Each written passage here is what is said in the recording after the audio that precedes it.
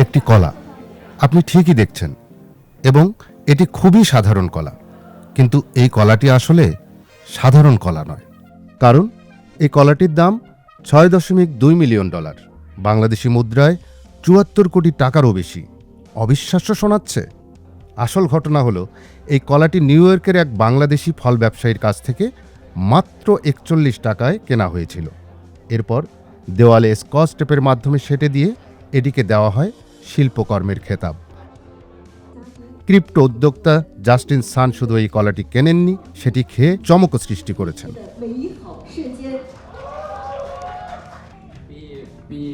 সান বলছেন, এই কলা অন্য যে কোনো কলার চেয়ে ভালো। ইতালীয় শিল্পী মারিজিও ক্যাটেলানের ২০১৯ সালের আলোচিত শিল্পকর্ম কমেডিয়ান, যেখানে একটি কলা টেপ দিয়ে দেওয়ালে আটকানো ছিল। নিউ ইয়র্কের সথেবিস নিলামে $৬.২ মিলিয়ন এটি কিনেন সান।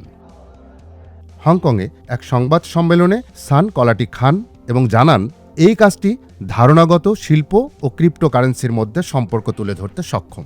জাস্টিন সান বলেন, এই কলার গল্পই একে শিল্পে রূপান্তরিত করেছে। অনুষ্ঠানে কলা থিমযুক্ত নানা সামগ্রী প্রদর্শিত হয়, যা সকলের দৃষ্টি আকর্ষণ করে। জাস্টিন সানের মতে, শিল্প এবং ক্রিপ্টোকারেন্সি উভয়ই ধারণার উপর ভিত্তি করে তৈরি, আর এই কলাটি সেই ধারণাকে আরও শক্তিশালী করেছে। জাস্টিন সান ক্রিপ্টোকারেন্সি ট্রেডিং প্ল্যাটফর্ম টোন ব্লকচেইনের প্রতিষ্ঠাতা। তিনি এই কলাকে এনএফটি অর্থাৎ নন ফাঞ্জিবল টোকেন এর সঙ্গে তুলনা করেছেন। কলা নিয়ে মাতামাতি এবারই প্রথম না। এর আগে ২০১৯ সালে এক পারফরমেন্স শিল্পী এবং ২০২৩ সালে একজন কোরিয়ান ছাত্রও এই কলা খেয়েছিলেন।